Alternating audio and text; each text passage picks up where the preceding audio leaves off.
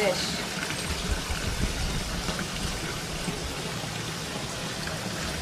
The fish are hungry. I want to go feed them.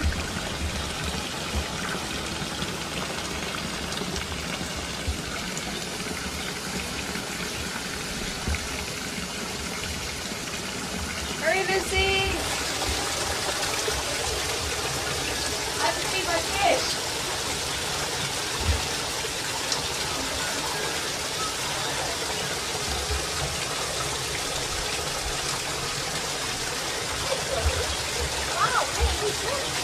Barrett. You dog? No. Wow, this is good. Really? My goodness. When did you get them? Last year. Glasses. See, I'm just great with glasses. Fishing. Yeah, fishing. That's what I love to do. Check out my fish.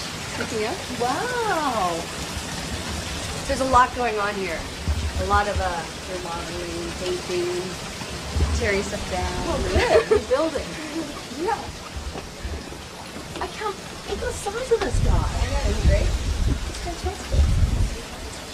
Can I do a thumbs up? Okay. All right. So the cameras are rolling. So we're meeting again, girls. And where are we meeting? Does anyone recognize this establishment? This is my house. And it's in a state of despair. It's like knocking down walls, and it's exciting. You know, it's really fun, actually. It's come a long way, because before, when I moved in, it was just extremely Victorian with this little fine detail of intricate, you know, work on the stairs and dainty moldings and white formal carpeting. And is that right? And you've taken it all off? I took it all down. Yeah. I can't believe someone had white carpeting throughout the whole house. But they didn't have children, you know, they had a little tiny dog. Well, I went to tile. I figured that's just the most practical of it all, so, yeah. The first thing I have to ask you guys is, what was it like inside the cake at the convention before you? That was hilarious. What is going on in there? Well, first of all, the microphone didn't work, right? Yeah. The microphone didn't work. Renee's been very gracious. Hilarious, because I mean, you did fine. I was just going, this is ridiculous. This is crazy. Yeah, but I'm looking up at you, right? You're crouched down, looking down at me, like with your legs, you know, the top around my ears. Yeah, trying to keep my like afro the under spider, control. you know. And then you start singing, and I'm thinking, sounds great. I love it, you know. It sounds great inside the cake. No one else is saying anything. I thought, well, that's odd. This is a little peculiar, so that's why I kind of crawled out, you know, with my G.I. Joe crawl. And I was like, I don't think the mic's working. And she was telling, yeah, she was so good because she was going, don't sing, don't go off the cake. I'm not going to make a move till Renee tells me I can go. And I was like, I don't think you should because it's not working. Yeah. And then I G.I. Joe'd back in, and I said, check your mic or something, right? Yeah. Yeah, we had a little malfunction. It was very funny. And did they ever, I never heard out how they actually fixed it. Did someone make an adjustment, or did it finally work? Ren took my pack off me, and I don't know. And they had to run all the way back, and we're still sitting there listening to the whole song oh my go God. on and on. Thinking, oh, yeah. now it's not going to be a surprise. But what's funny is then, you know, I gave you yours back, and somehow in my crawling underneath the stage, I knocked my microphone off. So then I'm trying to stick my Comedy back. of errors. Oh, it was. Yeah. So then I just like stuck it inside my butt, you know, like underneath the pants. In the pants. Was it good reception? It was lovely. Yeah, it felt great. The sound was perfect. So I don't think you could hear anything. I think you heard my furt. Luckily, you couldn't hear me after Heard the your first what? line. The first. Furt. My furt. No, my first line came out, and then after that, you couldn't hear anything. I think the microphone shut itself down. Thank God, because I just thought you were lip syncing poorly. Now I'm just singing away, but thank God nobody heard. Oh, it was fun though. It was good. I was delivering my one-liners, trying to keep the audience from like starting to stamp their feet. Finally climbed out of that cake, and you climb out of that cake, and we discovered that Renee has a belly button ring? Yeah. What came over you, girl? Oh, it's nothing. Well, nothing came over me. It's just, unfortunately, it was infected at the time. Still a little red. Oh, that's nice. It was doing so well. And then a couple days before, I became deathly ill. the Thursday before, I was in bed all day with about 102 fever. Wow. Really? Yeah, and I was marking my stomach with a lipstick to make sure that the blood poisoning wasn't going to keep extending, you know? Why did you use lipstick instead of a pen? Because It's red. Going to get on your jammies. Oh, it didn't matter. I was delirious. I just, it's the first thing I could find. But yeah, unfortunately, it just kept growing. And then I finally went to the doctor on Friday. I'm like, well, I think I better fix this. And she said, well, of course you can take it out. I was like, well, that's not an option. Because I wanted this. I'm not taking it out. And so she gave me an antibiotic, and then luckily it kicked in. But the next day it was still red. But it was nasty. That I had some friends over. So disgusting. I had some friends over Wednesday night, and it was gross. We're like squeezing. Don't talk about pus. It was squeezing the pus out. It's great. Do I gather from this that look at her eyes? Do I gather from this that you would not have something pierced ever? Come on. Yeah, no, I wouldn't. I've had my ears done. No. You do it because it gives you pleasure, right, to have it. It wouldn't give me any pleasure to have it. Right. Same with tattoos. It wouldn't give me any pleasure to have it done. It might hurt to have it. I don't think so. I don't think it would give me pleasure to have it done, but I think I might enjoy it after the fact. It's funny, I was thinking about a tattoo, and I don't understand women who get the stuff on their butt. It's like, what's the point? You can't look at it. You're doing it for someone else? What's the point? If I want a tattoo, I want to be able to see it. So I think interesting. I'd probably have it somewhere where I could look at it. I do understand that, because remember Katrina on our show had that really nice Maori design? Beautiful. I mean, it was beautiful work, and it was very sexy. Because I remember, Katrina would go, everybody, Yeah, look at my butt. No, she didn't know. She's just, beautiful presence. Yeah. But then why, you can't see it, really. I just don't like the idea. Needles. Having somebody go all over your body. I don't know. I went to the tattoo expo to get my belly button piercing. That guy thought you were tats at the convention too. Oh, really? Yeah. No, but I went to see, because I've been thinking about getting a belly button. I've been thinking about a tattoo, so I went and... How did you know there was a tattoo expo in town? I just was paying attention, And I thought, this is interesting.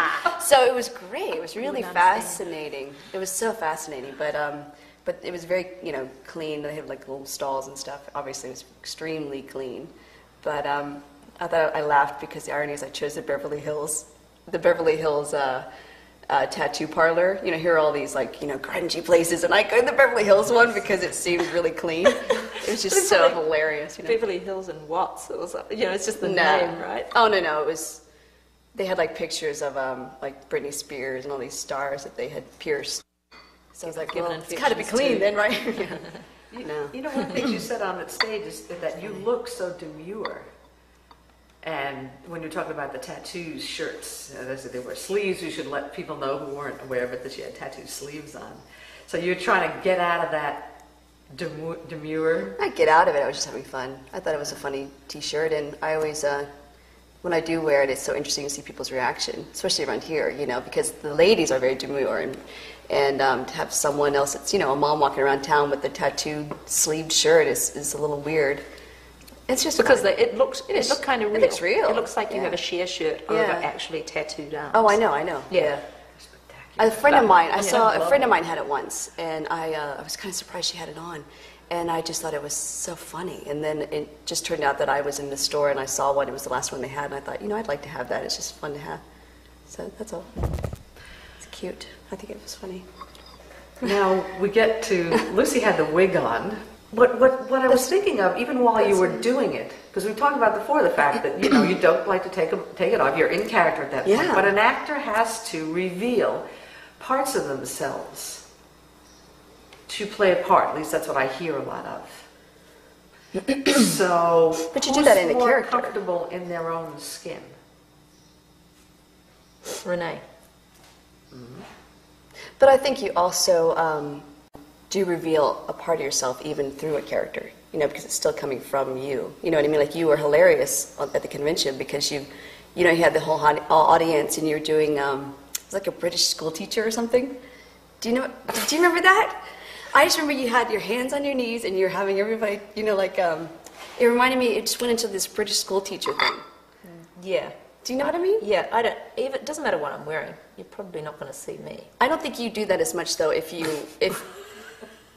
But you wouldn't do that sort of thing as much. Well, maybe you would. I don't know. What? Oh, you know that. Oh, right. The real Lucy doesn't bloody. I don't show that to people. Right. In cabs. Oh no, you would both would have seen, but it's nobody's business, and I don't think. I mean, I'm quite introspective sort of person. Yeah, but you're very clear about who you are as a person, so it's not an issue. I mean, you're very comfortable in your own skin. But when it comes to, she's as comfortable as you are. Now, is But I that think- in revealing your own skin or actually in it? No, you know what I think it is that Renee spent the last 4 years coming out, and I've spent the last 4 years going in. huh?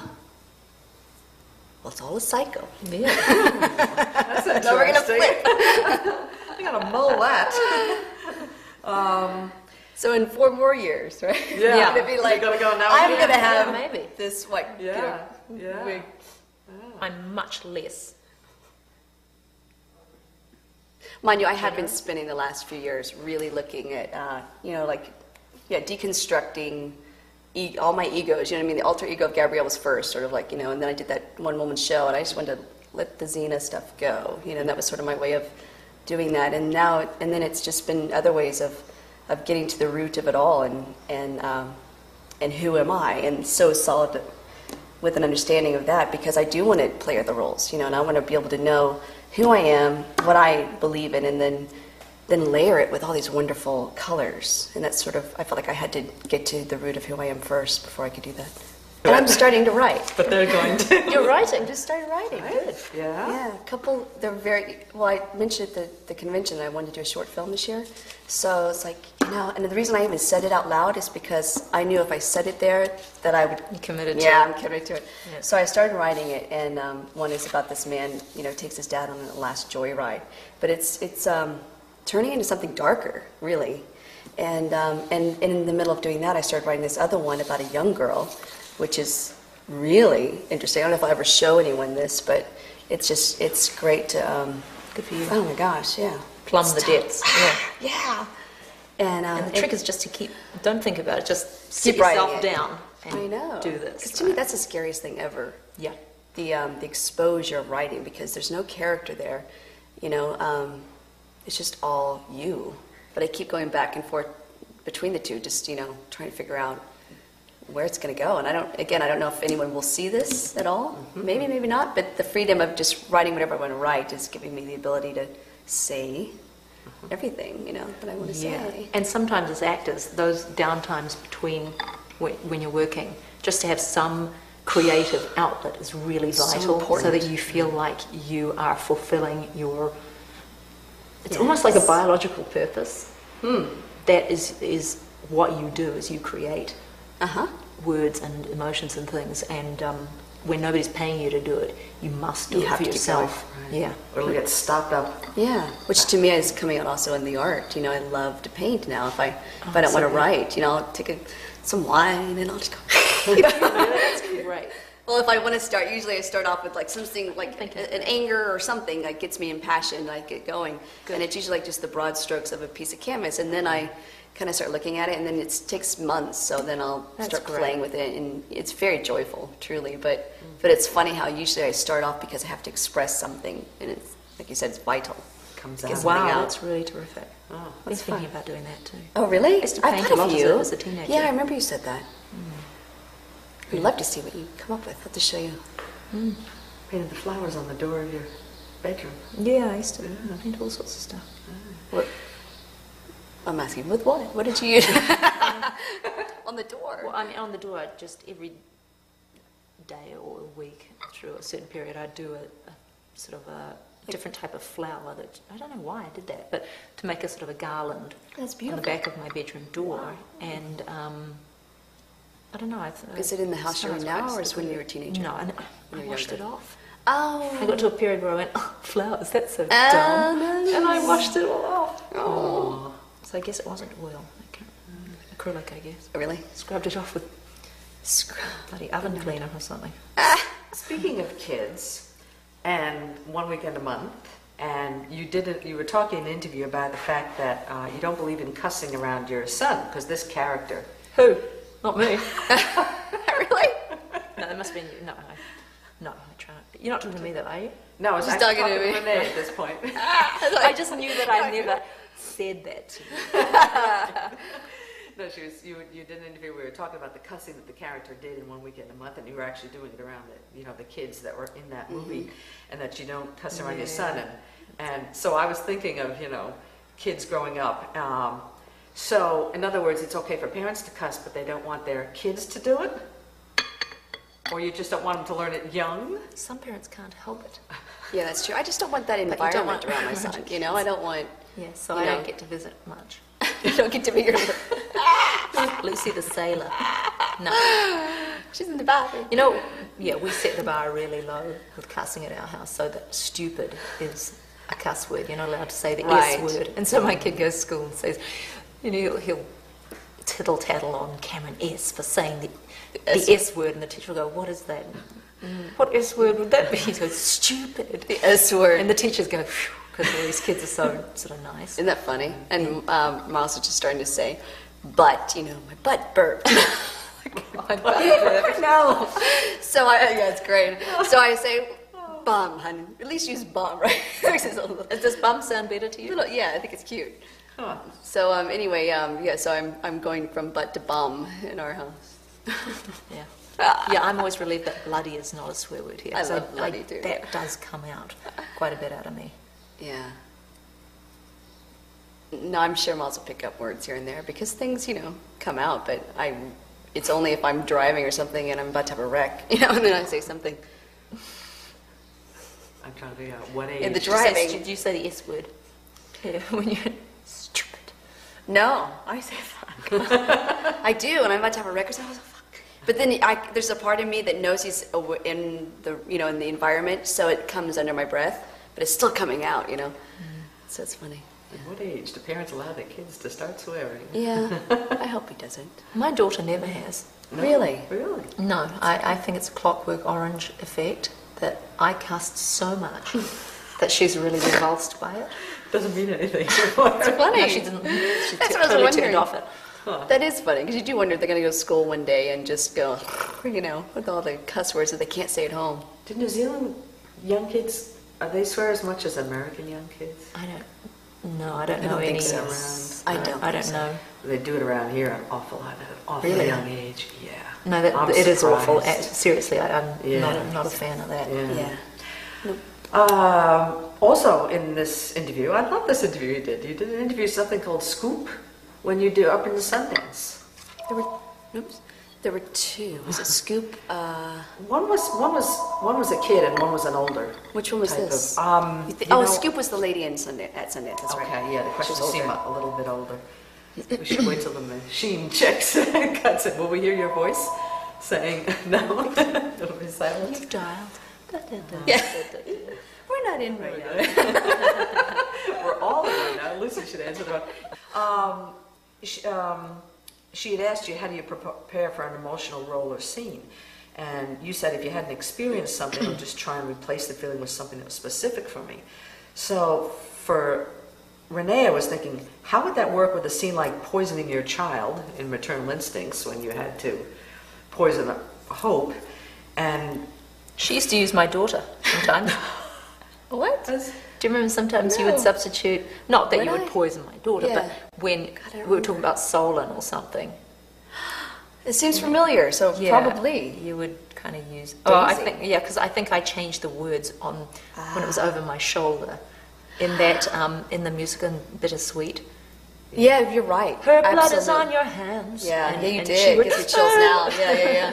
oh, Yeah, it gives me chills now. And also because I know you so well, and I guess there is that sense of you're being a mother and the daughter, and it would be her. You know what I mean? That I'm sure I would relate to it to being Daisy.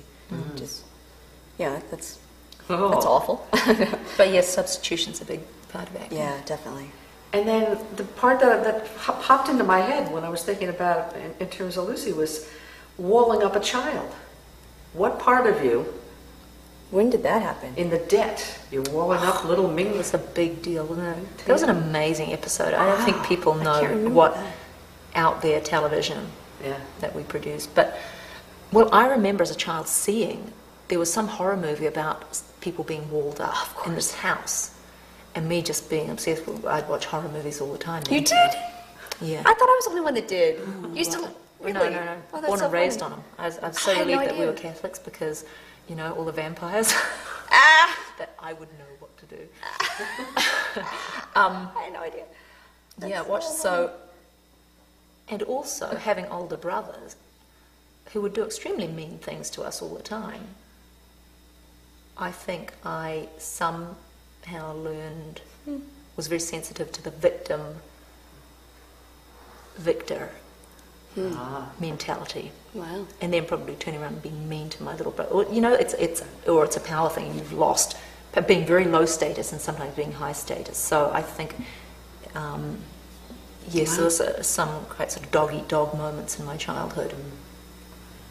Now that I think about it, that look on Zena's face when she was walling up the child, when you said, like the older brother getting one over on the kid sister, you're right, that's what it looked like, a sense of victory. It wasn't a sense of cruelty, it was a sense of victory. Wow. And I wouldn't have thought of that at the time, that what it was reminding me of. It's horrible, but I think any of us who are sensitive or did have bad experiences as children have a lot to play with emotionally. You've got a lot hidden down there. So it makes acting so interesting, though, isn't it? That you can have those opportunities. You know, I mean, it's a dark place to wall up. Right. A lot of people don't want to go there, though. you know. Yeah. Whereas Yeah. I think actors cannot help but explore that stuff. See, and I still think it's scary. You know what I mean? I still think, wow, it's like, but it is fun, but it's scary, I think. The parts Yeah, of yourself that's that right. still are parts of Yeah. yourself that still scare you. Yeah, you push yourself to go Sure. some pretty dark places. This cat is just like my cat. Well, she's from New Zealand, too. You look like Tigger. You were like my first cat. Only Kiora. sort of fatter. Her name is Kiora. Oh, yeah. Oh, not the cat you have now. This cat. No, my first cat. But he was thinner. Your cat's fat, man. Isn't she great? She's not pregnant, is she? No. She's just took care of that. Come on, hi, puss. Kia ora. Just Kia ora. Kia ora. We, Kia ora. Kia ora. Does she jump up? She has slightly sort of sad eyes. She's like I'm too heavy for the Oh, job. look at the size of that. hello. Look a bit like my cat Tigger. Isn't it really? But the exact colouring. Isn't that funny? You know, she adopted me, and she's from Rotorua. And my mom went over there on a little tour, and she jumped in my mom's car, and then she brought her back to Auckland, you know? We just adopted a cat too, from Louisiana. Oh, I've Australia. What's that? What do you mean? That's so funny. Yeah, we just fell in love with this little stray cat, only a year old, little male. That is Got him hilarious. neutered and Isn't that Brought 'em funny? home. You brought one back from Louisiana, I brought one back from New Zealand. it's so cool. Very He is patient, cool, that huh? cat. Back to the convention, there were so many interesting things going on up there. When asked at the convention about any spats the two of you had during filming, Lucy joked, well, the sex was sporadic. After the audience died down, you asked the audience if they knew about LBD. Lesbian bed death. What? Yeah.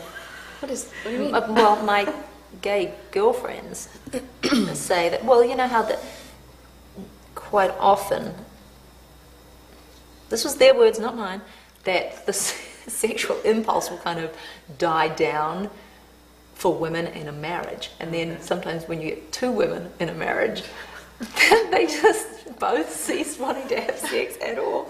So that's what LBD is. Did that come up at the convention? No. I made a joke about it, and half the audience went, like they got it. And the rest, yeah, otherwise you just wouldn't know what that means. But there you go. I'd never heard of it either. I was reading an article in the newspaper this morning about the difference in how men and women perceive things. And wondering if you guys have noticed that, for instance, life, work, marriage. Do you notice any difference in the way you guys are married? Do you have any difference in the way, children, life together? Do you notice differences in the way you look at things and men look at things? We were just talking about that, weren't we, actually? Yeah, we were. Wow, where do you start? Yes, I can certainly say that with Rob and I, if somebody is, for example, say working in our home, if this person doesn't fit in with your family culture, they are out the effing door. Doesn't matter how great their skills are, if they are making this, my harmonious retreat, a battleground, or in any way, interfering with my wow, man, they're gone. Whereas Rob so values somebody's skills that he's ready to put up with any amount of painful relationship in order to use this, use his skills and pay them for those skills. Yeah. But to me, home, because he goes to work every day, I suppose, that a man regards a house a little differently. I don't know.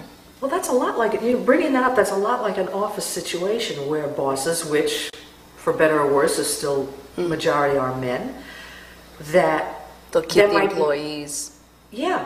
Who are well past the use-by date. Right. But they will keep them on for a specific skill. Right. Yeah.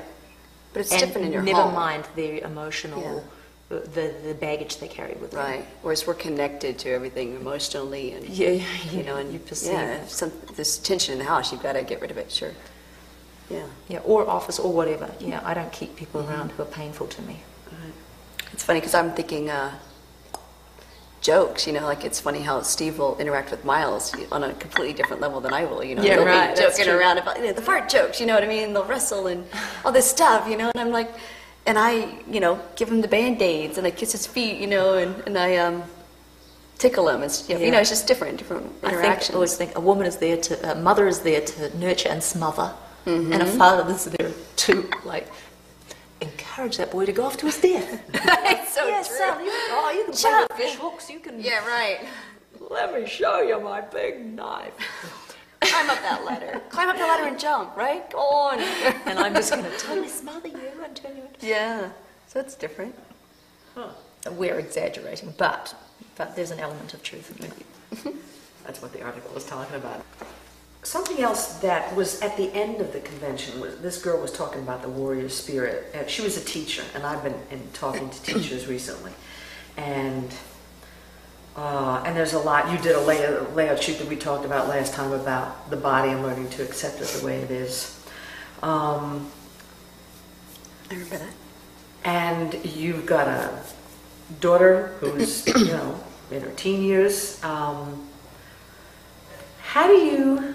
And then again, you're in the acting business, where there are all kinds of rules, unspoken rules and regulations about, just every part of you. How do you make yourself happy? And how would you make your daughter happy? Right. And learn to live with themselves, be a girl in this world, and still be whole.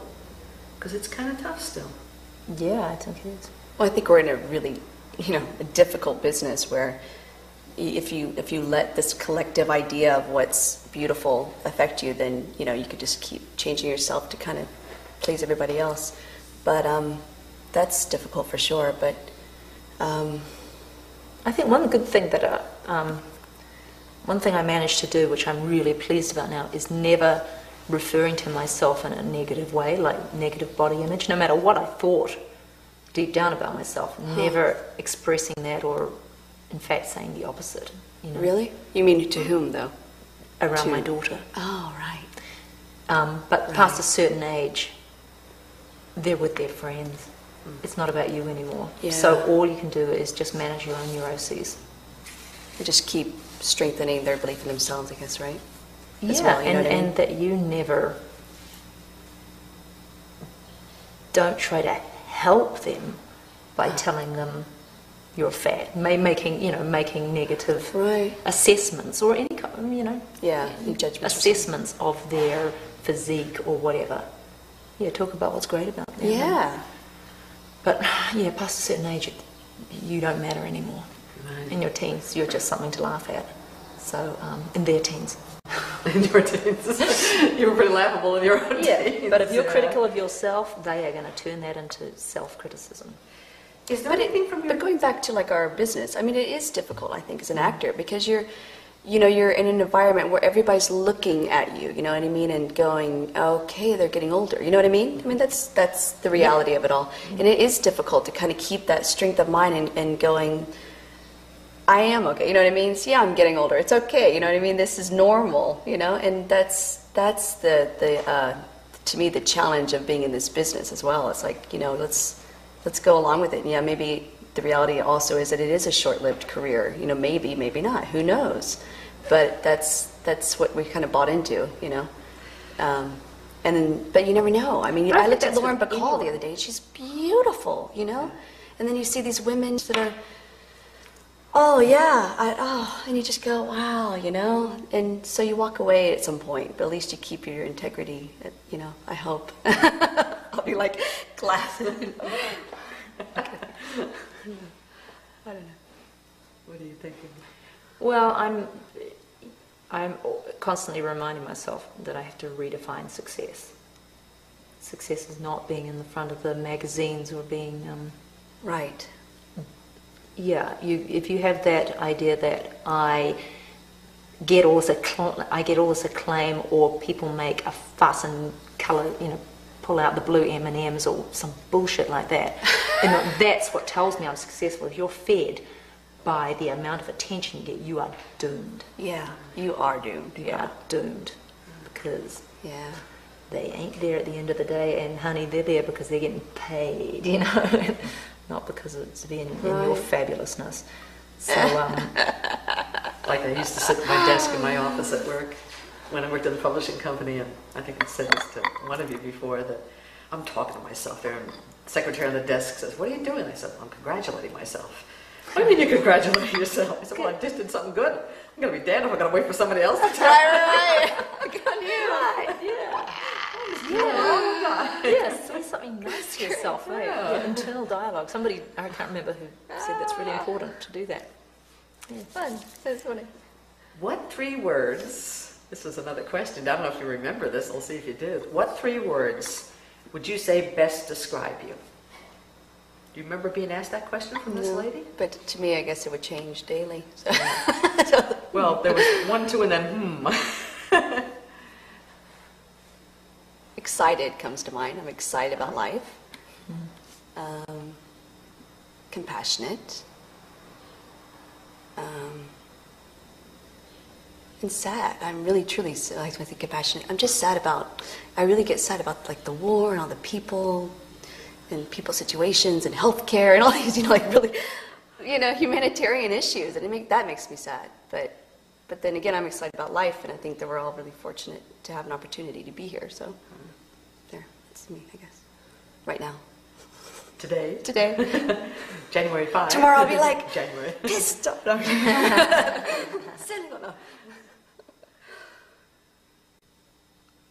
Next question. Ask me for 3 words. I mean. Yeah. Introspective. Fork it over. Yeah. Don't think about it.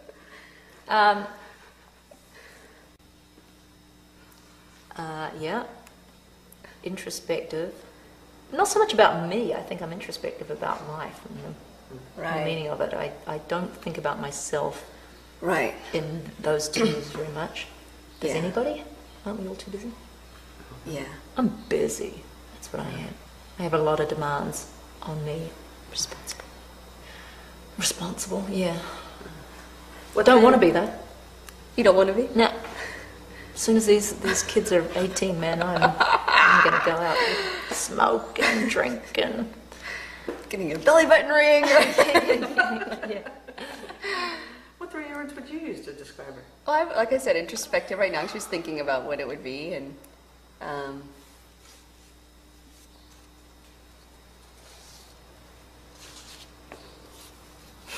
say decisive, but only because you're very clear about what you mean. You know what I mean? Yeah. I'm quite.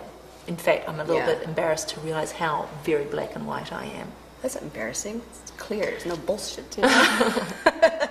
Yeah, I have a gauge in me that goes ding, ding, ding. Right. There's, yeah, or complete neutrality. Does that But when something's wrong, it's wrong, and I can't tolerate it. does that help you in life or hurt you in life? I find it pretty helpful. I'm much less apt to have knee-jerk reactions now, because I've known, okay, well, I could be wrong about this, but when something's going, ringing alarm bells, Then you know. I clean up my universe. That's what I call it. Spit spot. Okay, my version of James Lipton's 5 questions. Oh, no, I only have 4. Wait, what? James who? James Lipton, the Inside the Actors Studio. Oh my God. Yes. Here we go. Someday I'll have to ask those, but I figure, at some point he'll be able to ask you those questions. Stupid. What's your favorite cusp? No, what's your favorite cusp? I don't know how to do it. Oh, And then he looks at the audience. yes. What's the name of his that? I forget the French name of the questions. The what? He pronounces, from the... Oh, You used to be able to know that, but anyway. What one thing did you forget to do yesterday? what was yesterday? Was a Tuesday. What did I do yesterday? Oh. Well, I cursed myself because I forgot to get my driver's license. I lost my driver's license. And I took my car to the shop and I couldn't rent a car because I didn't have my driver's license. So that sucked. That's a drag. That was a drag. So yeah, I forgot my driver's license. And I forgot to ring about a babysitter, but Okay. So we have Renee driving around town without a license and your children at home without a baby. Home Alone. Great. Maybe I should quit there. You know where these questions actually came from? I must admit I didn't invent them. They were asking them at the Oscars. Somebody on like the E! Channel or Inside It was going around, and I thought, that's a good question. So That's hilarious. What one thing would you stay up late for? Painting? Nancy Grace. Nancy Grace. Nancy Grace on Court TV. Oh, On what TV? Cook TV? Court TV. Court TV. Oh, we're gonna get to What a headline? fight. You like her? I saw her for the first time 2 I days know, ago. I'm warning you, she is an acquired taste, but you love her or hate her, she's compelling viewing. I can't wait. And most people, after a while, you just get sucked into her orb, man. What Well, about her? she's- What about her? Do you like? I'm curious. I don't even know her. Yeah. I don't know who she What is. So. is it? Oh, she's just so damn dramatic. She's dramatic. She's opinionated. And she gets people to disagree. I mean, she doesn't mind. Confrontation or something. Right, and that's her job, is to be confronting. Wow. And then their job is to stick up for their point of view. Wow. And Do you think she's she's very still- passionate about it. No, she means what she says. Wow. She's not Nancy Nancy Grace. Grace. And she does sort of court. Yeah, I'm a sucker for court TV. and Sharon's like Sucker. too dramatic. Well, you know what I didn't realize, because I didn't know what the show was, and I guess it must have been her show because it said Nancy Grace in the corner. But I thought for one thing that I was watching Fox, not Court TV. Headline news So just there got was supposed to be this, fair and balanced. What we're going, I'm thinking, hey, this is the most, opinion. Sometimes I she didn't goes agree over the with line. Yeah, sometimes she goes over the line, but quite often she's right. And she's speaking from and deep, profound experience in what she speaks Be about. sarcastic or No. She's She's I can't real deal wait with to see who this lady is. and also she's I think from Texas or somewhere or Atlanta. I don't know where she's from. So, but she's pretty. I would say Classic. Oh my gosh. I my don't. gosh. I would bet that she's like pro. Frying people, execution. Oh, probably. You know what I mean? Yeah. I think I would bet that. I don't know that for sure. She But has she her doesn't own strike list. me as being extremely Right. touchy-feely about certain things. But she's very touchy-feely about justice for children and all sort of thing.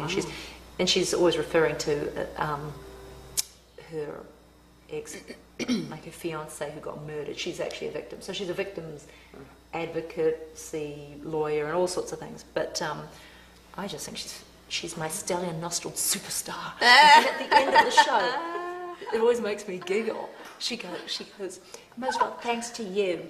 Bye, friend. And when she calls me friend, I go, Oh, I don't know. The accent would throw me for a loop. But because it's not, you know, bye, friend. Oh, that's too much. I just love that she does. She's just. I like strong sensations, and she ain't subtle. That's what I like about her. Yeah. Well, we hit on a hot button there, man. Oh, I love Nancy Grace. Like all those women. That is hilarious. You stay up late for it. That's great. Just tough-ass women, and she's great. Actually, there were only 3. I don't know why I wrote 4, but there's only 3. One thing you would never give up eating. Chocolate comes to mind. Oh, yeah, chocolate. I've tried. You tried? Tried giving up chocolate? Yeah, I have trouble giving up coffee too, actually. I know. I go back and forth. I'm onto it now. I'm onto coffee. The thing I know it's not good for you. The thing that's limiting me on chocolate, here's a trick. You go into Trader Joe's and you get one of those big bars. You can't cut them. You can't break them. They're this thick. All you can do is take your tooth front teeth and gnaw it up like a beaver. Oh, that's hilarious. Shavings. You're getting shavings? With a meat. I don't have a meat cleaver. No, I think they're for melting, I believe, like melting for strawberries and fondues and stuff, right? That's what my brother would do. Like But I love it, getting shavings. I'm getting shavings with my tooth front teeth. This is really It would drive me frustrating. crazy. Woman has I lived would alone be, too long. yeah, but I would be like slamming, you know, every time trying to get a chunk off. I took a knife and I started to pound There you away, go. and then I'll nibble it, I'm going like this, and people are walking past and going, Sharon, Yes. get a meat cleaver. Yeah. Get a sledgehammer. You cannot do that around other people. God, can't be seen doing that. Well, on that high note, now people gonna look into my office and check out and see what I eat. Get the little click, you know? Oh, I'm never gonna get away with that again. Thank you so much. Thank you so much. So next time it should be cocktail hour, I think. We should have wine. Like a New Zealand wine. And